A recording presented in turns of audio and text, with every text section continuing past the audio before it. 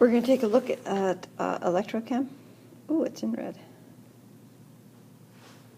Put it back to yellow.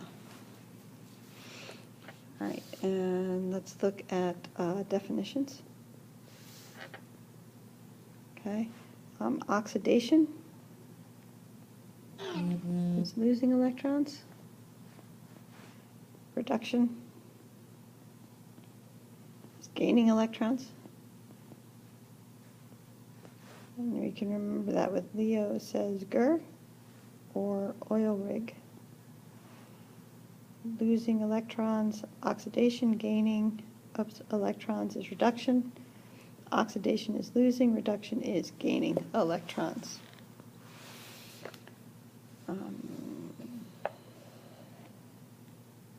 You have to have both in order to have the reaction. So say we had the bromide ion reacting to form bromine, this would be aqueous bromine solution, and 2 electrons. I would have to have a corresponding electron reduction reaction.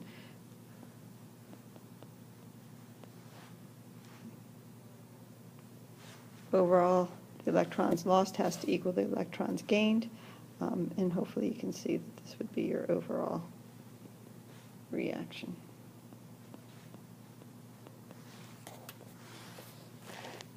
Okay, determining oxidation numbers. Oxidation numbers. Remember that these are written as, say, +2 or -2 charges on ions are the 2 negative, or say the 2 plus. IB will take off points if the sign is not in the front. Okay, so oxidation numbers.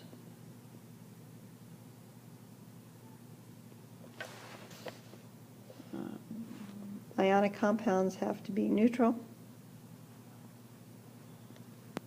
Okay. And the ions are the charge that we typically figure out when we're doing ionic compounds. For instance, FeCl3. Fe has an oxidation number +3. Chlorine is -1. Okay. So for covalent compounds, we kind of assume the same rules as ionic. And for instance, say you have CCl4, you would assume that the chlorine is -1. This total charge then is a -4, so the carbon must be +4.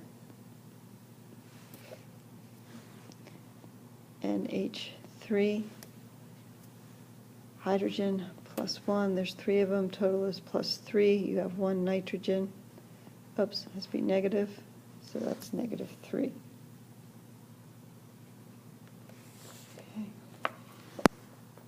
If you happen to have an ion, say something like SO4 -2, all of the charges for each individual element have to add up to the overall charge of the element. So for SO4 2 -2 for each oxygen, there's a total of 4, so that's 8. The sulfur has to be a +8. But there's a -2, so it's actually +6, so the sulfur oxidation number is +6. Okay. Elements on their own, O2S8P4, all have an oxidation number of 0. That also goes for metals, if they're the elements, neutrals. Oxygen is -2, except when it is the peroxide ion, and then it is a -1. Oops, 6.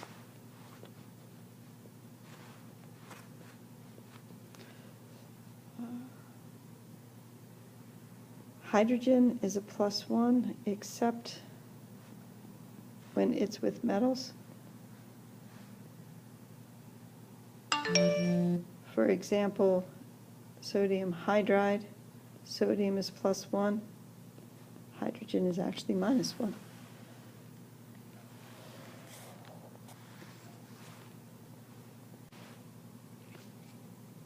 Okay. Some elements can show different oxidation numbers: nitrogen, sulfur, phosphorus, carbon. Those are the ones I think that typically will show more than one oxidation state. For instance, N2H4. In this one, nitrogen is a -2 oxidation. N2O, nitrogen here will be a +1. NO2, it'll be a +4. All right, so those are the ones that typically would show different oxidation states.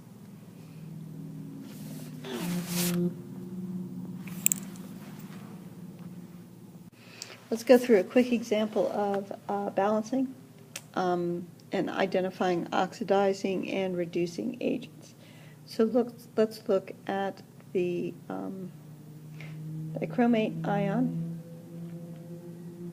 reacting with the sulfite ion to produce chromium 3 ion and the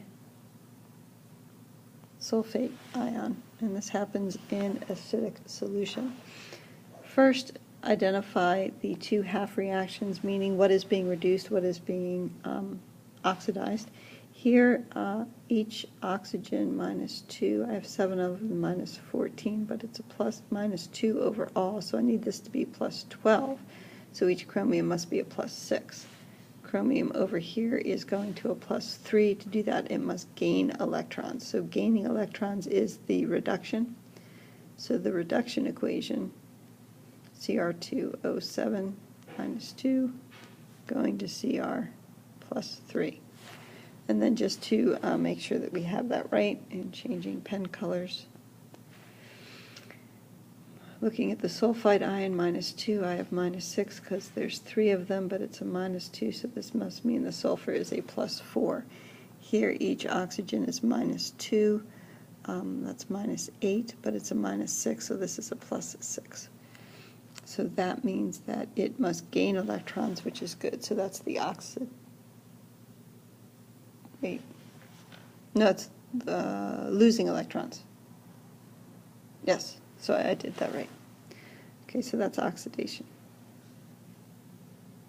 And what we're going to do is balance these equations going to the sulfate ion. All right, so going back to the dichromate, or the reduction, first thing you do is going to balance the chromium by putting a 2 here. If you have oxygen, you're going to balance that by adding enough waters on the other side. 7 oxygens, I need 7 waters. And then you're going to balance the hydrogens that we just introduced by adding those on the other side. Oh, that's going to be 14 hydrogens. It's a 14. It looks like a 74. Okay. So then you want to balance the charge. On this side, the reactant side, I have +14 -2. That's a total of +12. Over here is +6. So I must need 6 electrons on this side. Did I do that right? That's 6. Looks good. Okay. So over here, my sulfurs are balanced, but I need 1 water over here to balance out the 4 oxygens on that side, so I have to add 2 H pluses on this side to balance that out. So then this is neutral on this side and -2 on this side, so I have to add 2 electrons on this side.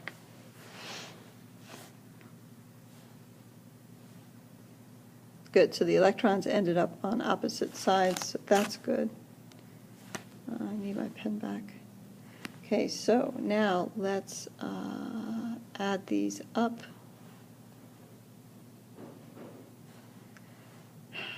I have to make the electrons match, so I'm going to multiply this side by 3 because I have to have 6 electrons. So that will make that 3 and 3. That'll be 6 electrons, 3 of these, and 6 H's. So my electrons will cancel. These 6 will cancel. I'll have 8 left there.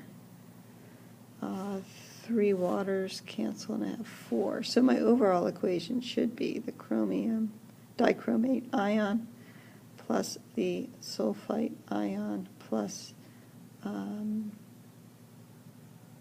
8 H pluses. This should be a 3. Goes to 2 chromium ions plus 3 sulfates plus 4 waters.